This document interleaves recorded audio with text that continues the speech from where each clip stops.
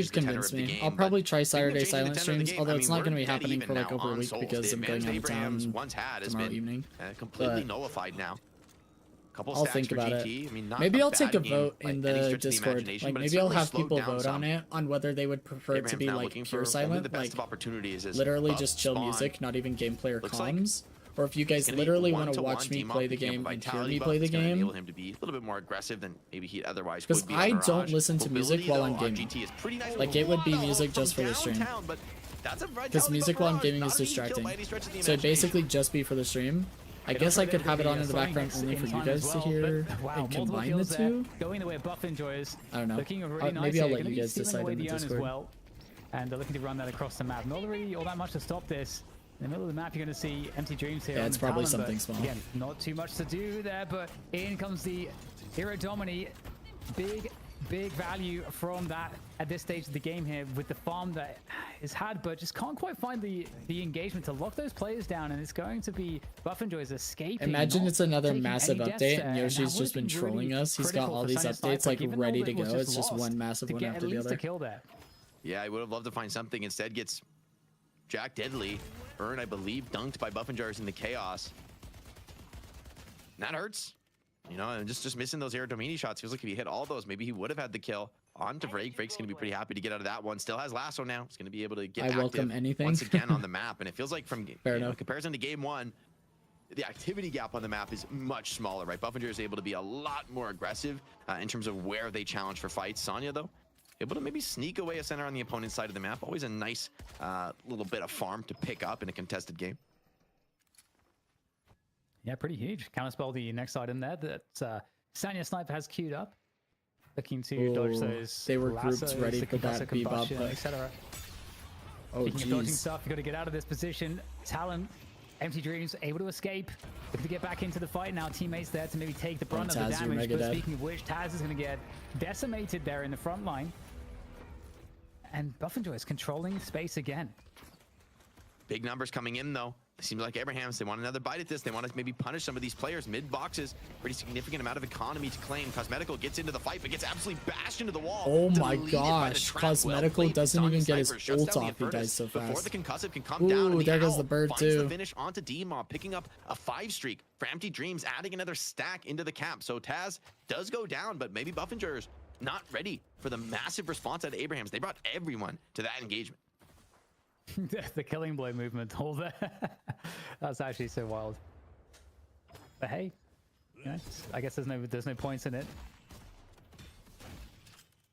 Go speed I up mean, you that might as farm. well pop the second use right after you pick up a kill. It's like, Let me know if you guys yeah, have somebody gone, and if you don't use it, specific you also, would I like think to you need raid at use the it end to of the start stream. cooldown. I've been Actually trying rolling to against, there's incentive to find like throw it out. I'm not 100% sure that's how it works, but other it seems to be that way. semi-family friendly holding on to the deadlock additional uses streamers with killing low blow. viewer count that we can raid at the end of the nights, so that we Okay, can just well, with like that, you know, support the Abraham's with a community. nice sequence of play.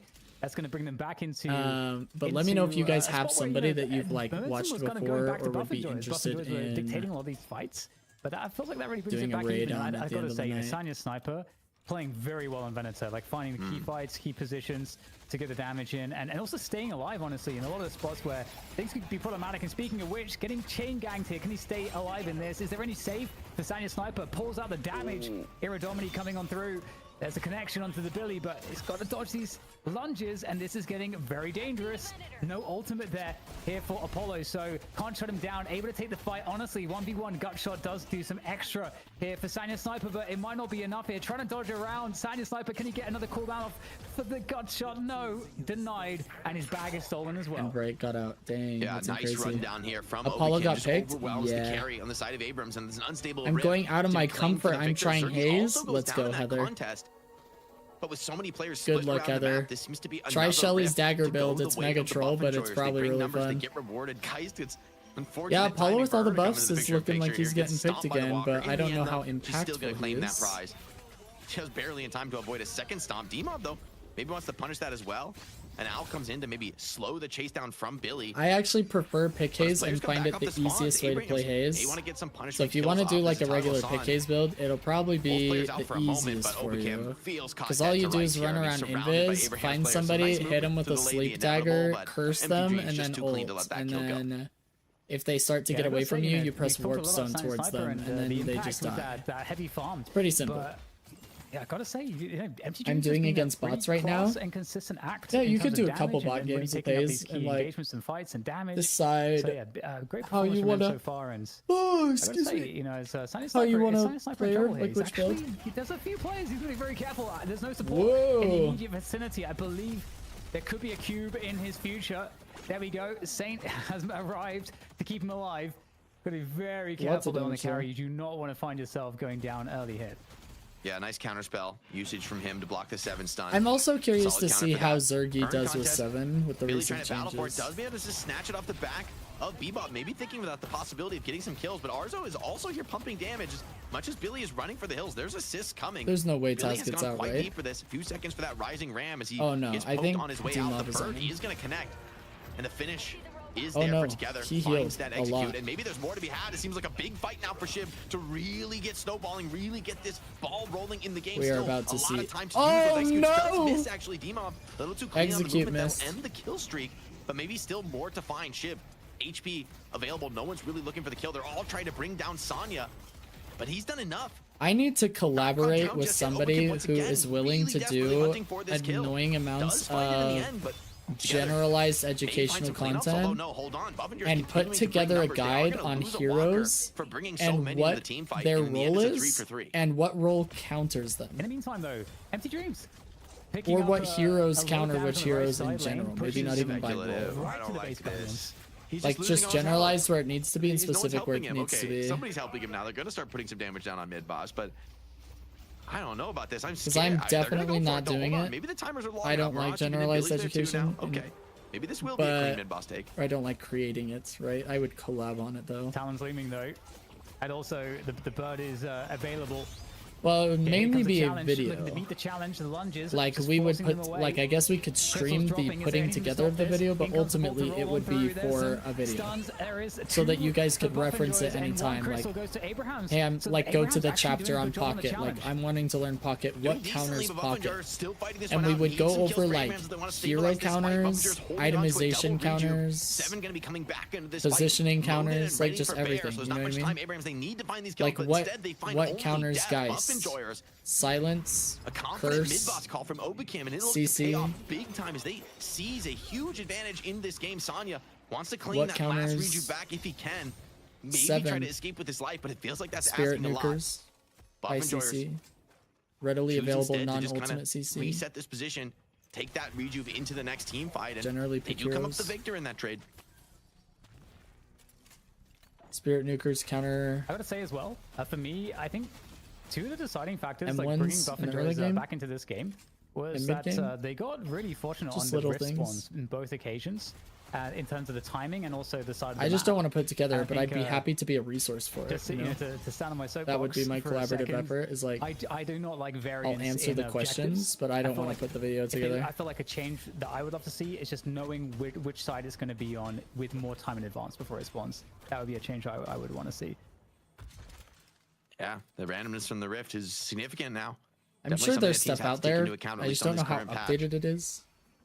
I guess I could Gentlemen, just speaking find of that patches, I have breaking news. and Shiv has listen been, to a bunch of them nerfed. and then find which one I think is best Mid-tournament patch or just most came out, accurate and up to date, reverted, and then just give you there guys we that go. one. We got production is- on it. But This is peak esports, guys. obviously that This wouldn't is bring peak content esports. to our community. It would Okay, just okay, so we're bring seeing education to the some, current community.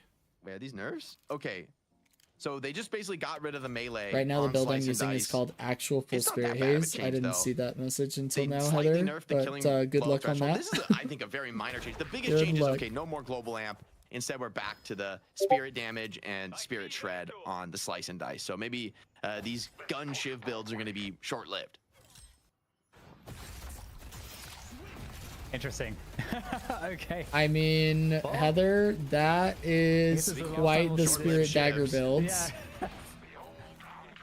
And Run it's down under his own probably walker. I going to think be a together difficult way to play really Haze, is gonna be but it's surprised also that they going to were be able fun. You successfully do get you. that kill. Will the punishes come in? Right now, the chase is going towards Vrake on the holiday, but this is a very tough customer to catch. Unstoppable.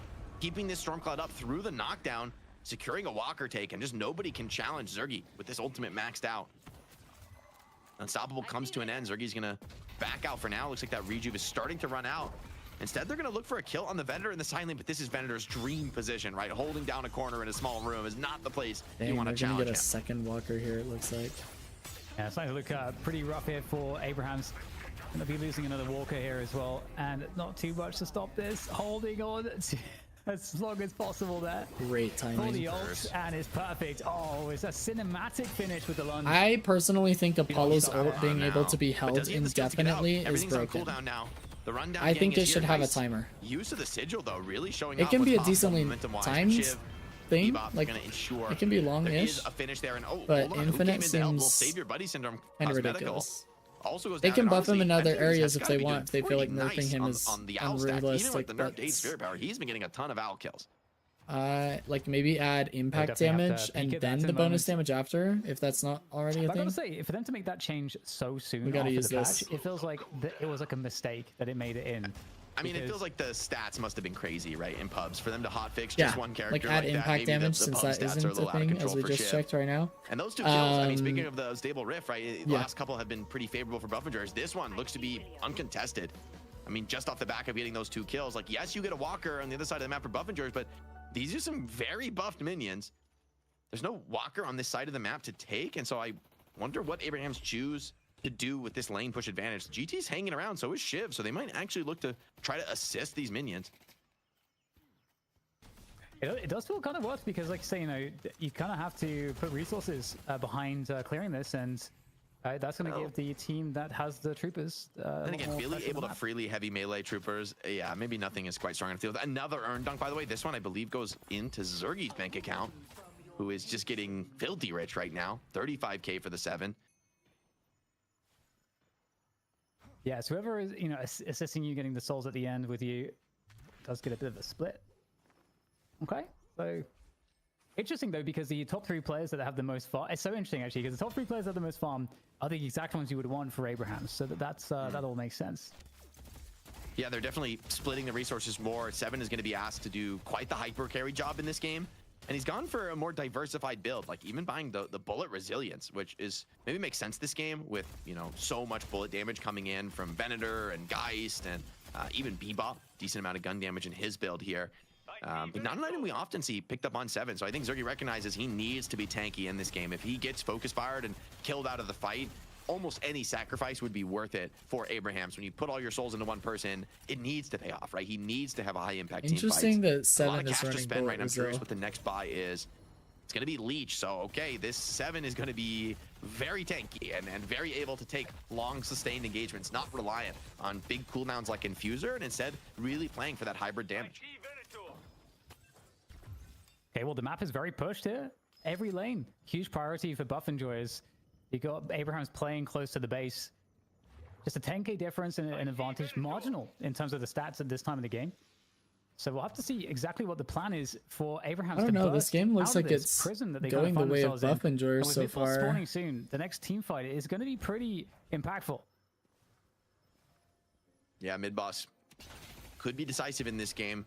If either team is Crabshack able to and come Heather, away did with you a hear the big win. conversation on Silent Looks Saturday attempted in mid. streams? Taz always a threat. We call it Siphon, Silent the buy for Stream Sonya. Saturday. It's going to be a nice one for maybe making the 7 feel a little bit more killable. And in the end, no matter I'm how much curious your resilience and opinions on resist it. you buy on 7, if you get caught in the wrong place by Venator and Geist, much less I know Shiv, you're going to be Heather's, in like, real in a trouble. game. Oh, Taz Yes, you goes love for it? a hook, instead finds a lasso. No. Back the other way. The cube and the rescue The beam are very TLDR, nice. Crabshack, Taz still is out there that to I maybe would keep this fight stream going. on Because it Saturdays doesn't connect to without anybody. interacting with Cosmetical chat trying to at go for a all. big That would chase be down like into the basement. silent They're going very deep. There's not going to be a safe portion. retreat out of this fight. Zergi, though, doesn't seem to But have you any guys would intention just of see me backing down. gaming Is committing essentially, and it fully would give the to this community fight, an along with the rest opportunity of the to team. just like Al hang out coming or in, have a love to be chill able to stream in find the Cosmetical background for a because I finish wouldn't be here, like but constantly not interacting going with to be chats. necessarily easy to do so. I haven't decided. I think instead waits for a I'm better leaning target. more towards and more comfortable Oh, it with is the idea of Cosmetical. like Does get found out. not even Amazing awareness. It's like great showing patience game there. sound or Key comms. kill It to would get, but again, basically Big Boss just be is up like right now, chill but instrumental they're fighting music. underneath the Walker here. Buff enjoys looking And to take the fight. then Hyper carry Zergi is uncontested. You guys would be and able looking to just finish watch me the play fight in random style games there, that I'm going into the gaming on cloud form. Saturdays. Like whenever I'm Stormcloud gaming on as he Saturdays just for now however reigns long, over the Walker, I basically and they'll just be able start to the pick that stream one up as whenever I'm well. gaming Again, Midboss and then is turn it up off when I'm just taking a break, together, and vice also that versa. remain for Abrahams at the There are some moment. Saturdays And this where is I'm nothing gaming that they like can pretty much all really do day. in this position. They're somewhat helpless. And it would basically to give the just community a fighting. chance to like They're- get together they're and hang down out numbers. or They're have it on fighting. in the They're scaring background back, actually, above Enjoy, without which is having too. I mean, the to strength of Geist very real. feel like they need to be At paying this point in the attention game, to anything in 33k particular. souls. She's been It would also quietly farming up a probably storm, be kind the of a only same opportunity story as I last game, maybe not outlined as that explosive you as the guys raid, would but ever see again, me play Deadlock good mid-boss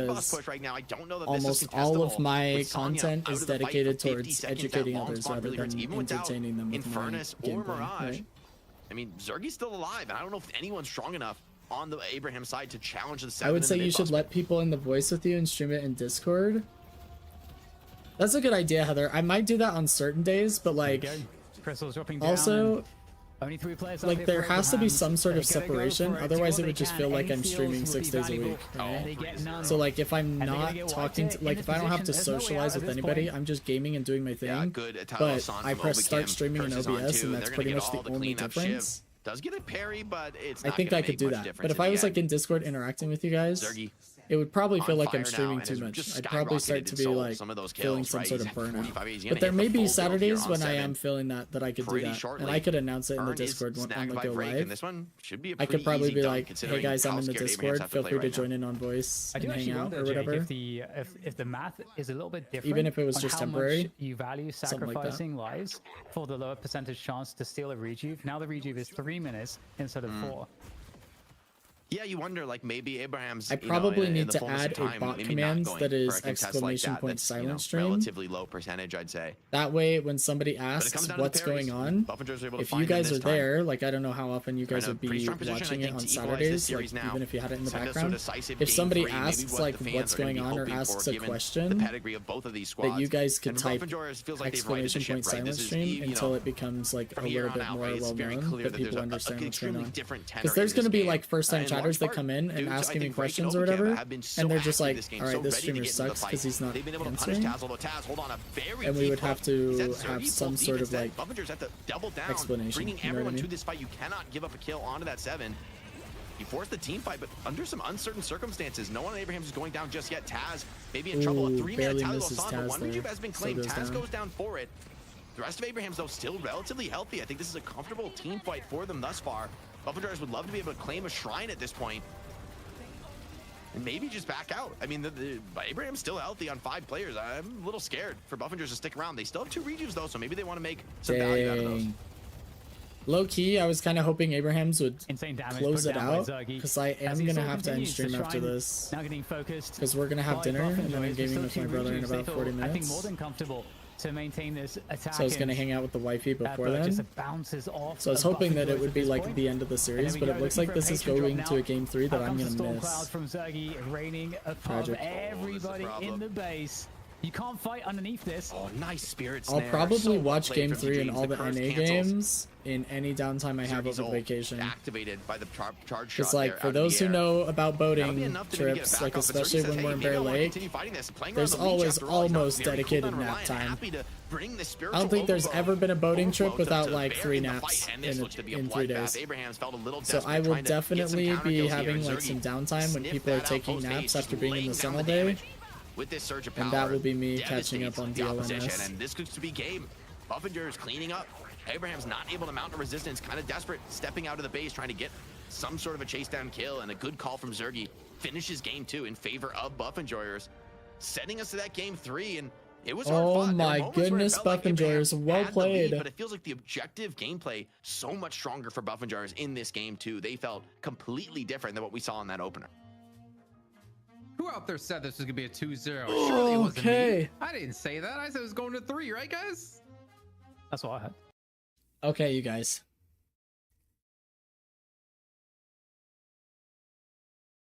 It has been a blast.